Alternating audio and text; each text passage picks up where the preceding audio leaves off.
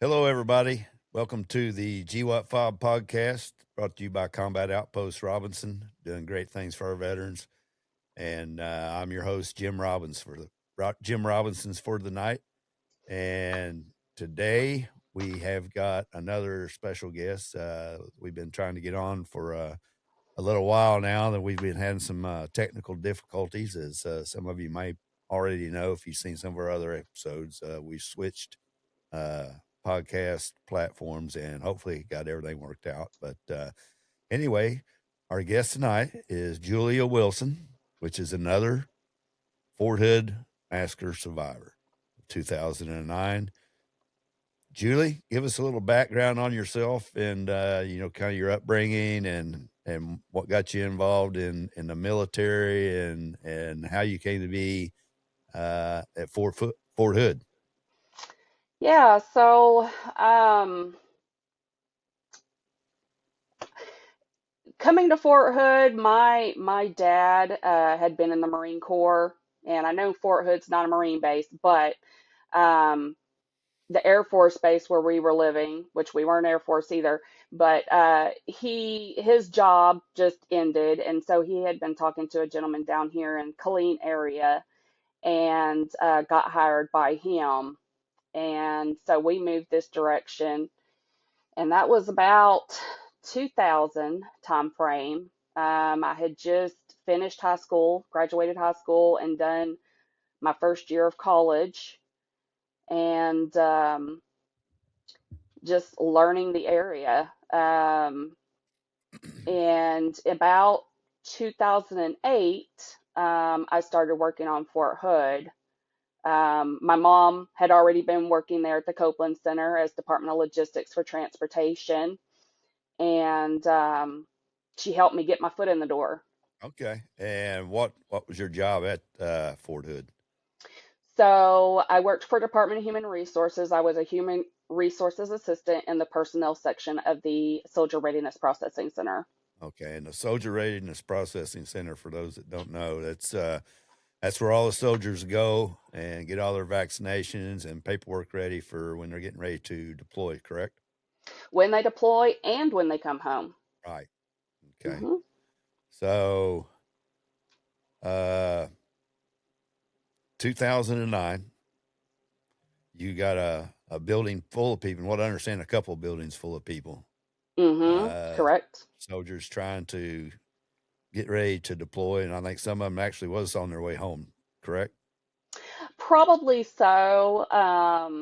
It was hard to tell from day to day what was going on. I Oh, was I'm sure. working. I'm I sure it was was. working seven days a week most of the time. Most of the time, 12-hour days from 8 to 8. I can imagine it was So chaos. it was. I mean, it was organized chaos, but still chaos. Yeah. Right. uh, so on the day of the shooting, November 5th, correct? Yeah, November 5th. It was a Thursday, 2009. Yes. Kind of walk us through what you experienced, and it's also my understanding that at that time you was pregnant as well. I was very pregnant. That was actually my due date for my son, my very first one and only child. Right. Um, so, the day started off normal. I normally would drive down Clear Creek to get from my home to the post, and I would always see the running man. We call him the running man, in his little green shorts, running down the road, and he'd wave at you either in the evening or in the morning time frame. I always look forward to seeing him. And went to the gate, did my regular pass through, met with my normal gate guard. Most of the time, I had this really sweet young lady who called me Purple Girl because I had this silver Dodge Ram with black and purple neoprene seat covers because I love purple. So hey, purple girl. um, and it was a nice day for November, a little warm compared to most other places around the U.S. Right. Of course, we are in Texas, so and Central Texas at that. So, um, but it was just a normal day.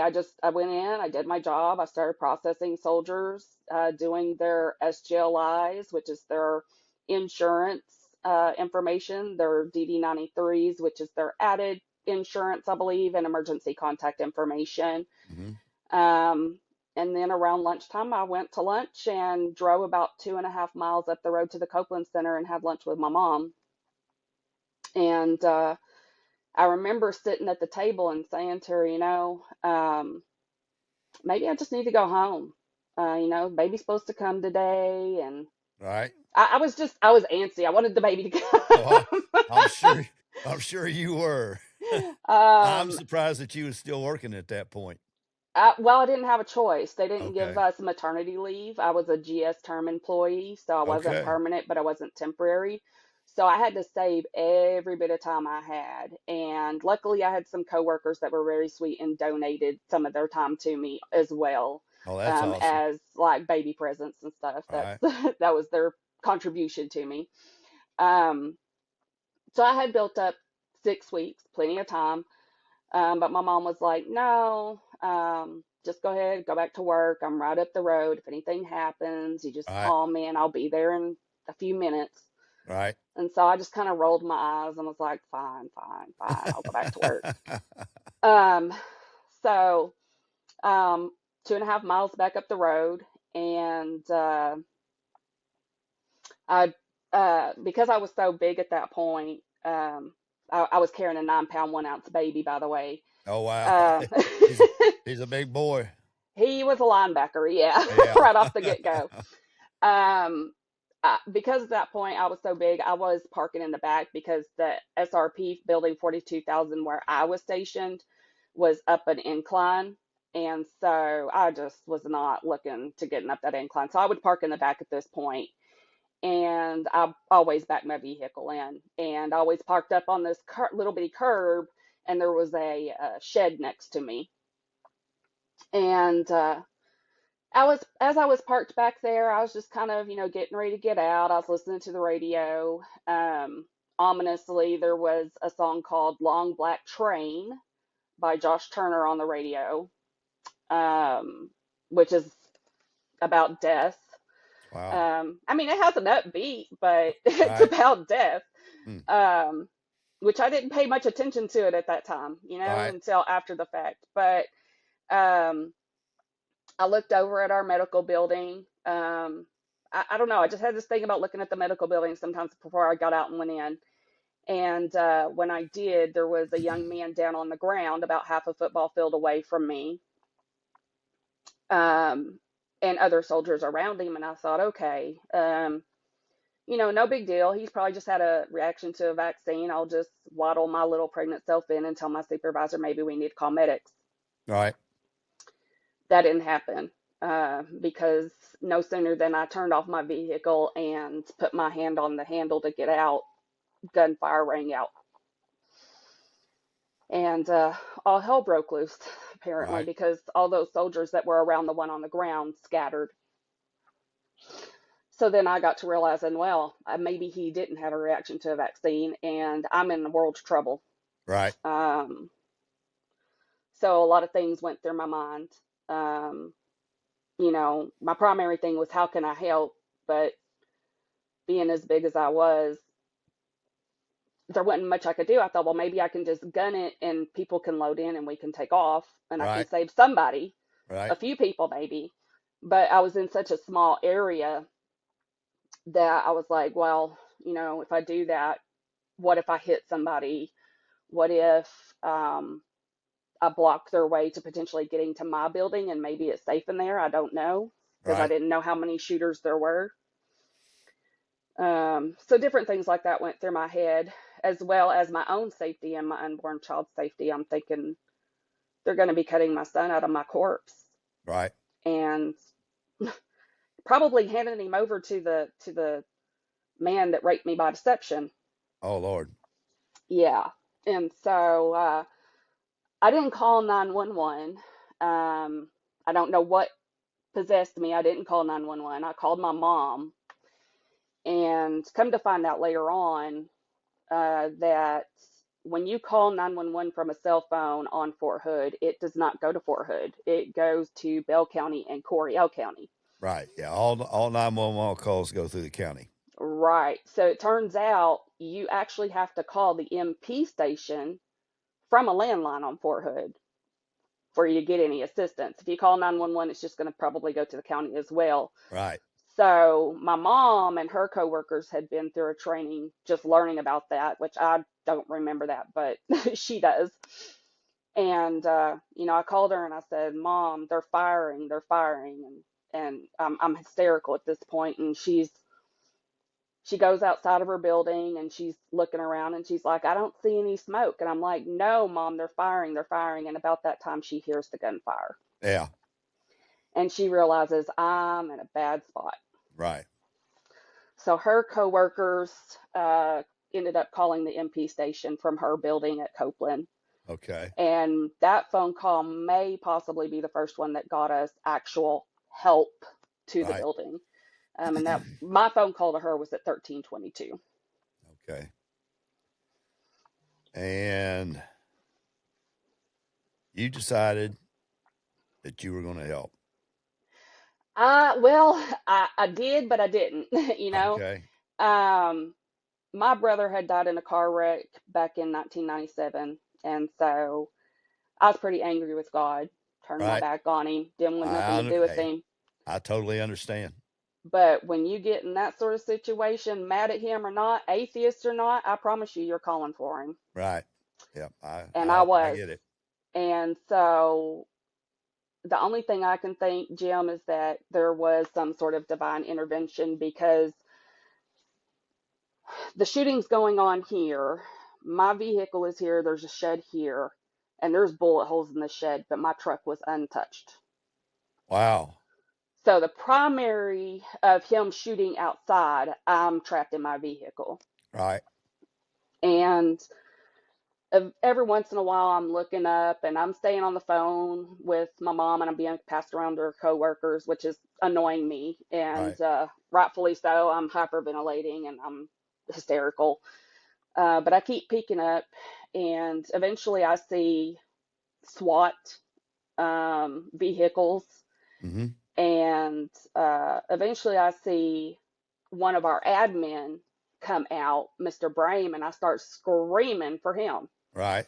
And he tells me, "Stay down, stay in your vehicle, I'll come back for you." Right. And so I did, and I kept an eye out for him, and eventually he came back for me.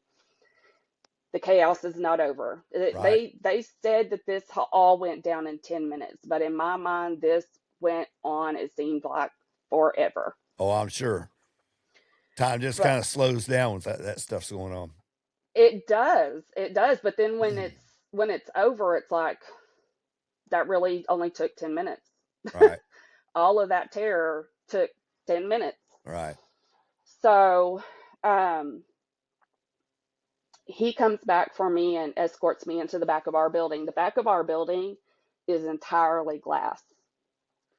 And so when we go into the back of the building, I just lock up immediately. I'm still hysterical. I lock up, I'm crying, I'm hyperventilating, and he's having to basically shove me past all the chaos, Right. which is all of our computer equipment and stuff, tables and everything is tossed everywhere, printers, paperwork, and there are soldiers and my fellow employee, my coworkers working on people. There's Right. blood everywhere. There's stuff tossed everywhere. There's people working on people. There's dead people, and I'm just beside myself. Oh, I'm Um, sure. and I get escorted into our briefing room where there's some soldiers in there and there's some of my coworkers and stuff. And everybody's looking at me like, what just happened? Because I feel like all eyes are on me, which I don't like that feeling. I do not like that feeling. but I had to go to the restroom since I left the Copeland, and I had mentioned to one of the ladies that I was closer with, if she could go with me. Right. And she was gonna walk me around and escort me around the corner into our break room where the restrooms were. And we didn't make it because as soon as I was standing there waiting on her, another gentleman comes in the same door where I just came in and said, he's in the building, he's shooting, get the out of here. Right. And everybody starts stampeding towards the opposite door, which is where I'm at. So I get slammed into the wall stomach first, forcefully. So eventually I make my way around the corner into the break room looking for a place to hide. Right. And a few other people are with me. I don't know why they've decided to stick with me, but they decided to stick with me. I was not going back outside. There was no way in heck. Not happening. I hear that. So I looked around in there and I thought, this is not it. And I went through another door, which is where our admin office was. And I saw this little door and I thought, I'm going to go in there. I'm going to see what's in there. I don't have a clue what's in there. Never seen it before. So I go in there and it's a computer server closet. Okay. And we go in there, we shut the door. I'm in the furthest corner I can get in. This is a tiny computer server closet room. Right. But I'm as far back as I can get away from that door. And still hysterical and everything, because now I think somebody's in the building and they've got a gun and they're shooting. They're killing people. That's what you was told, so. Right. And so, lo and behold, to us, later on we found this out, that door locks and nobody has key to it. Uh-oh. We did not get locked in. Well, that's a good thing.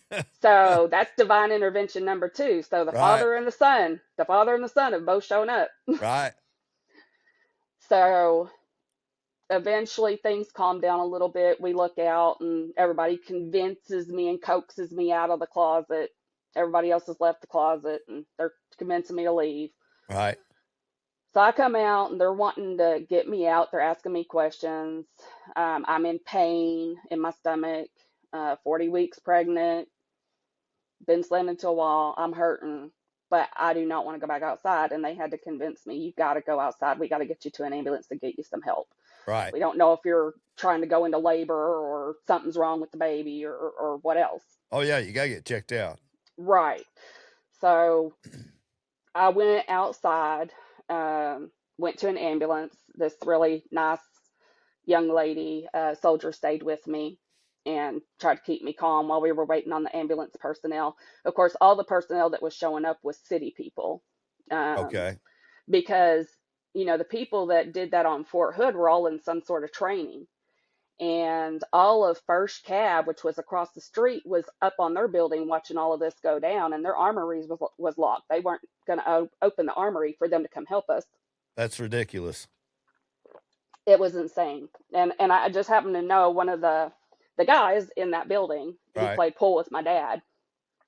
And he actually showed up at the hospital to check on me.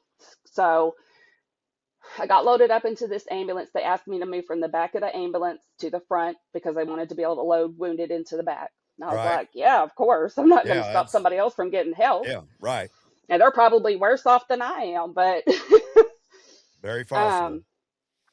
So they loaded, I don't know, somebody in the back, and we started to go off.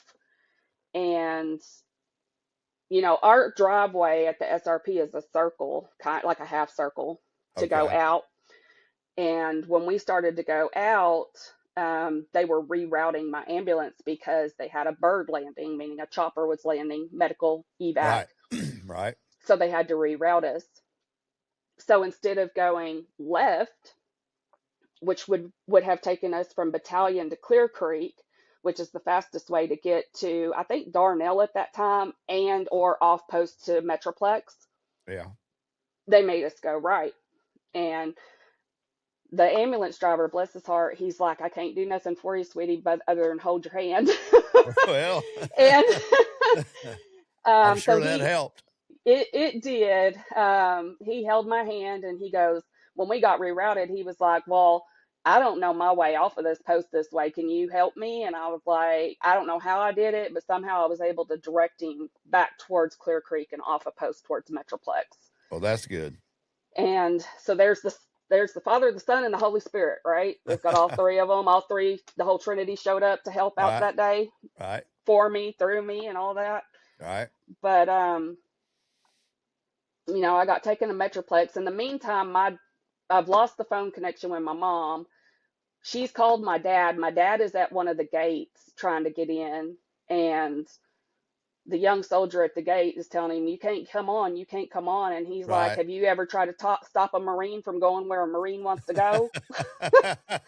You know how they are, big in the Yeah. britches. Yeah. He's either coming through or he's going to the brig. Right, right.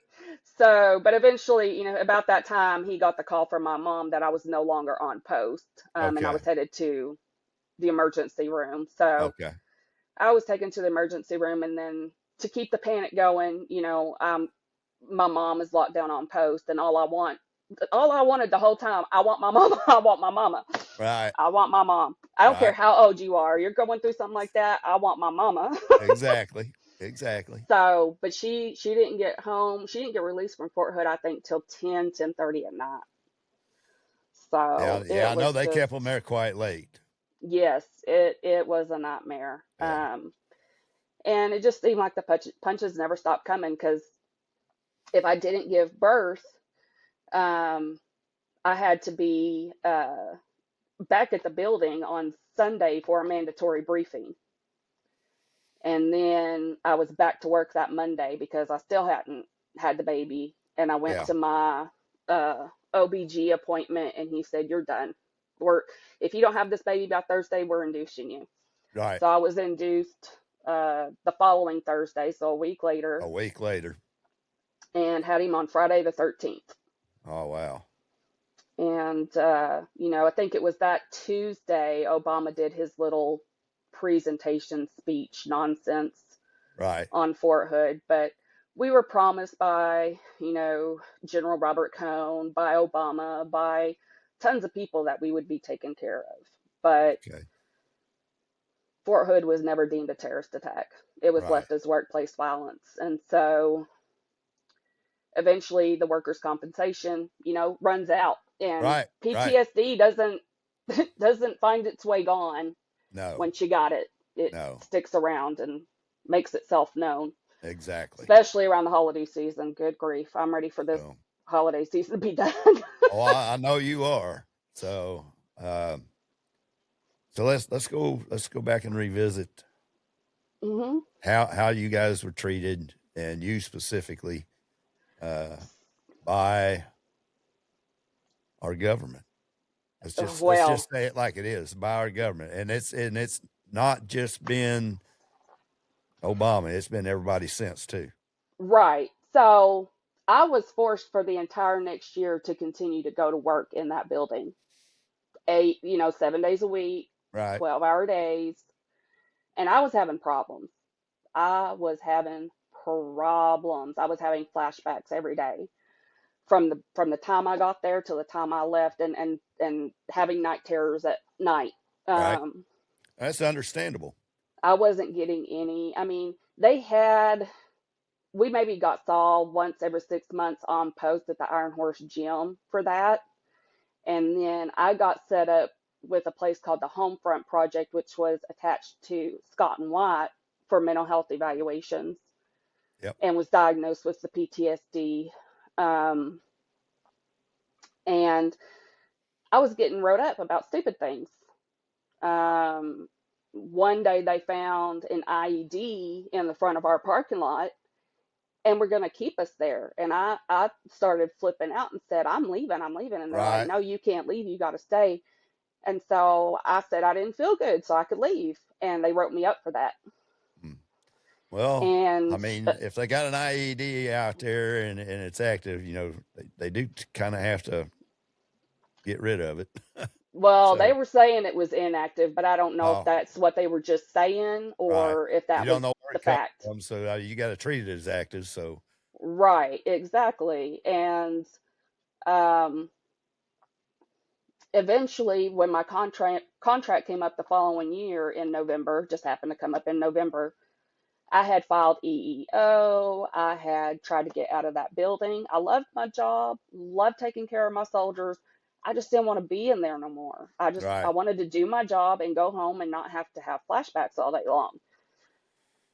And so when my contract came up that year, they said, Miss Wilson, you're an excellent employee, but you're having too many problems. We're not re-signing you. Right. So you want to talk about wrongful termination? Right. There it Right. is on a platter. Yeah. And then, the government hasn't done anything for us since. I've written letters. My father has written letters, to people within the Texas Congress, Right. Cornyn, Cruz, Abbott. Right. I've written 3 Corps and actually talked to a Colonel Tabbitt there who said he was going to help me about 2 years ago. No contact.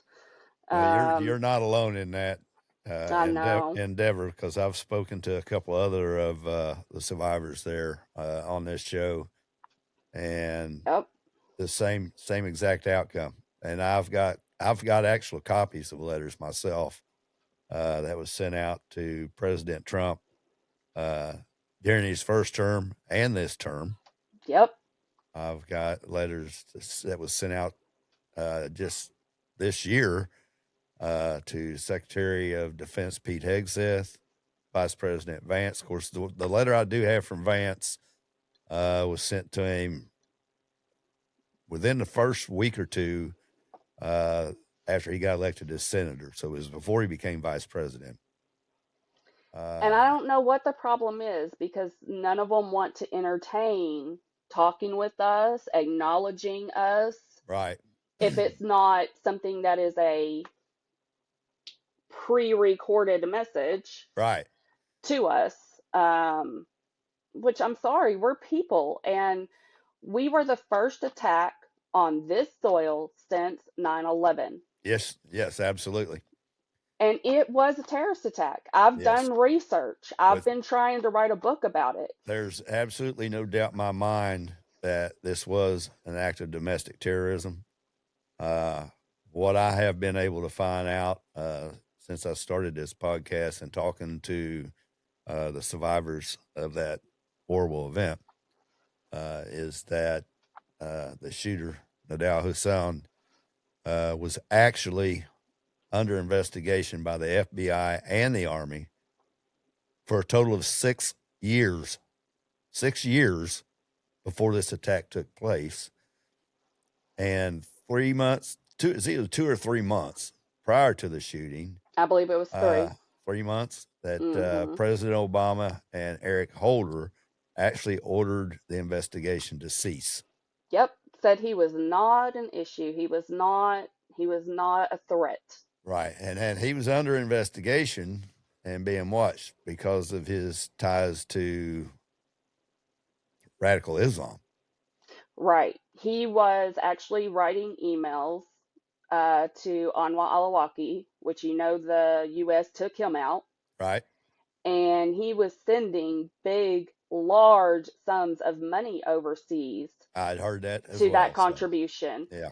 A big a video that I found in my research by For the Record, The Broken Hearted on YouTube tells you about all that and tells you about how they went about reclassifying this: terrorism, workplace violence, Right. terrorism, workplace violence, Right. and all for the sake of, oh, well, we got to let him have a fair trial. We can't call it terrorism or he won't get a fair trial. Right. And he is still currently being held in Leavenworth. Yep. And I know that Secretary of Defense Pete Hegseth has made the comment that he is trying to fast track the execution of Adel Hassan. Right, which I agree, but I disagree. And the Right, reason right. I agree is his time is long past due. The Oh, reason without a I doubt. Without a doubt.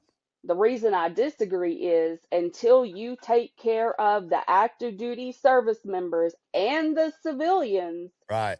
and deem it domestic terrorism, that does not need to happen. He needs I to agree. stay breathing on I this agree. earth. I agree. I mean, in my opinion, he should have been taken out that day.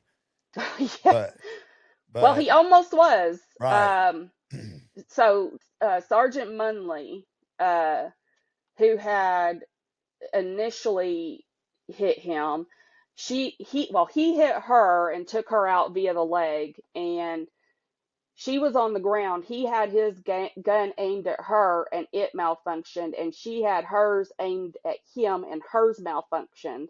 And then Sergeant Todd hit him, and that's what took him down. right. So, well, how let's discuss how this ended up affecting your son, Oh, yeah. I mean, because I know that he suffers as well. he does. He has primary PTSD. Everything I experienced that day, he experienced in utero. I mean, he was Right. supposed to be here. Right. He I was. mean, children's cognitive abilities are already there. Um, and so he deals with PTSD. He has combined type ADHD. And then he has a mom with PTSD from day one, right off the bat, Right. and Yeah. So, no other parent figure. right. We're stuck living in my parents' household Right. because I cannot afford to go out on my own. I can't hold down a job. I can't maintain relationships, even with my own family members. They have abandoned me, a lot Wow. of them. So in the same instance, they've abandoned him. Because if Yes. you've abandoned me, you don't need nothing to do with my child. Well, I agree with that. I totally agree with that. I mean, there's absolutely, for no reason, in my opinion, uh, for a family member to abandon another family member. I mean, Well, family has to stick together. I've learned it this way: the blood of the blood of the covenant is not as thick as the water of the womb. The water of the womb is not as thick as the blood of the covenant. So you can make your own covenant with people and have Oh your own yeah, family that way. yeah, But the water of the womb, forget about it. yeah. Let them And do what they want to do. there's a lot of truth to that. Yeah, So it hurts. I mean, it hurts, but I'm right. just not gonna spend my wills on people that are not gonna invest in my well-being. Well, I'm and just not the I don't blame person you a that bit. So I'm not the person that they knew before that transition happened. That PTSD changes you so drastically. yes, it does. Um, I mean, especially through the holidays, I've got rage. I've got rage like nothing anybody's ever seen. I'm mad about everything. As soon as I come off the pillow, I'm mad. And I don't know if you've noticed, I have a shake and I keep sitting up and down just because Right. I'm in a lot of pain. I'm in chronic Right. pain.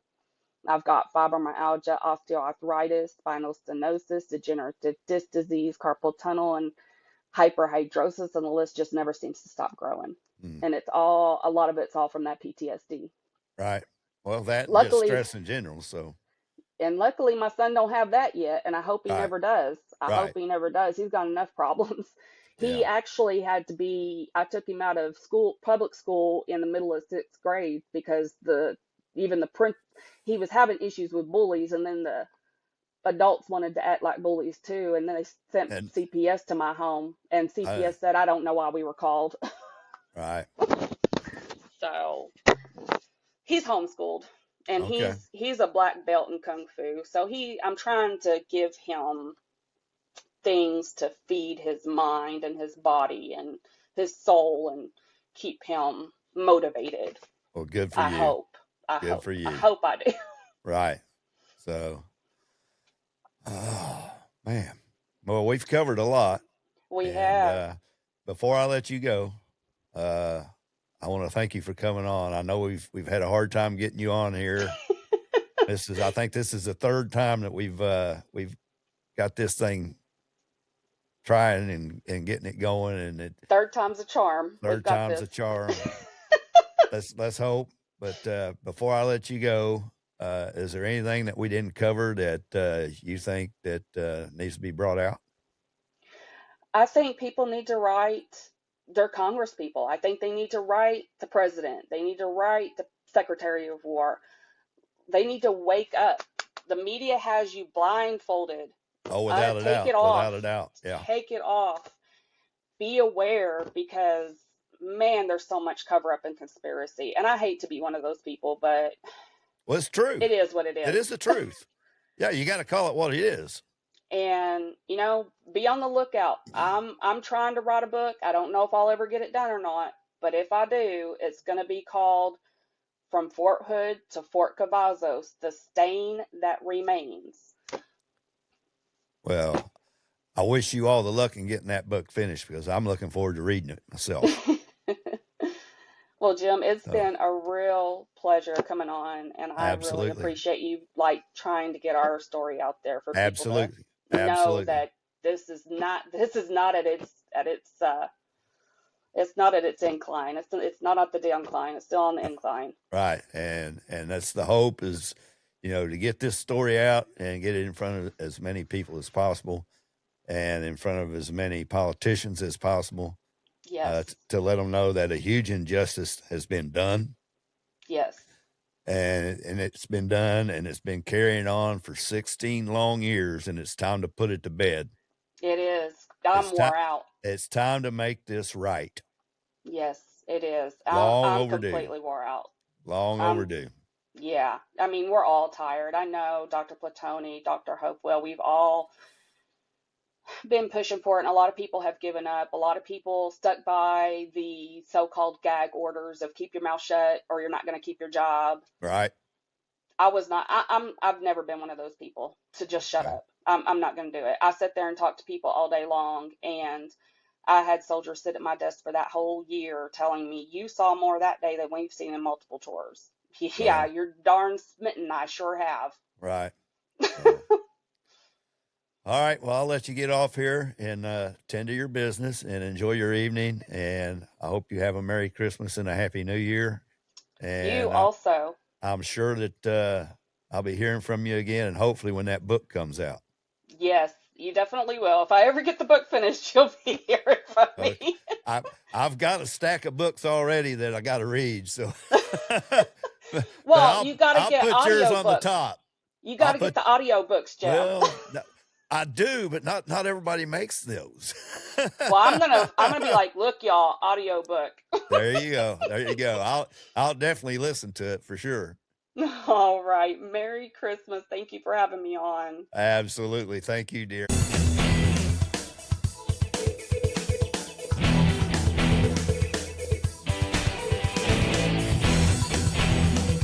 It's 15/2010. It's approximately 18:30 in the evening here at Forward Operating Base Forest. Please tell me your name and your rank, sir. My name's Corporal Jimmy Robinson. Congratulations, you just got promoted here. First time being promoted away from the States? No, I got promoted to PFC during my first deployment. So this is your second deployment, is that right? Actually, my third. Your third. One in Afghanistan? Yeah, I've done 2 in Iraq, 1 in Afghanistan. All right, tell me, what's your job?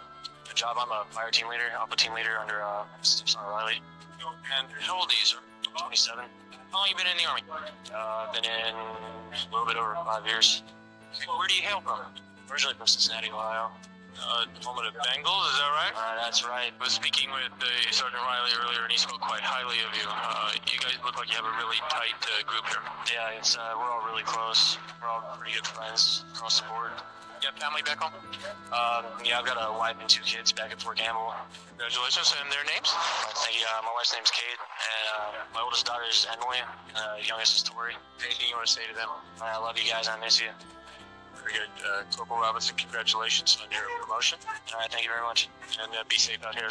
I'll try. It's Jim Sperry, August 15, 2010, at the promotion of Corporal Robinson. Corporal, what's your first name again? It's Jimmy. Jimmy. That's an easy name to remember. My name's Jim. It works, huh? All right, roger that, buddy. Thanks a lot. Thank you. Congratulations.